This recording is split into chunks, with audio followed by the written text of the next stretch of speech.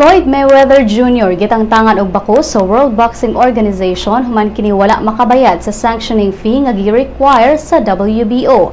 Ang bakos nga gibawi mao ang WBO welterweight champion belt nga nadag-an ni Mayweather sa away nila ni Manny Pacquiao niadtong Mayo 2. Matod sa WBO nga bisan pa man og gihatagan na si Mayweather og extension aron sa pag-abiso sa ilang buhatan kalabot sa iyang posisyon sa WBO welterweight division ug aron bakantehan na ang duha ka 154-pound world title sa boksidor, wala makadawat ang WBO World Championship Committee ug tubag gikan sa kampo ni Mayweather.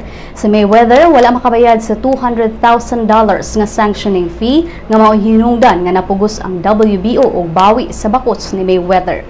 Base sa balaod sa WBO, ang ayang nibayad unta si Mayweather og fee nga 3% o maximum $200,000 gikan sa iyang bulsa aron makaaway alang sa world title. Si Mayweather gikatahong nikita og kapin sa $200 million gikan sa away niini batok kang Pacquiao.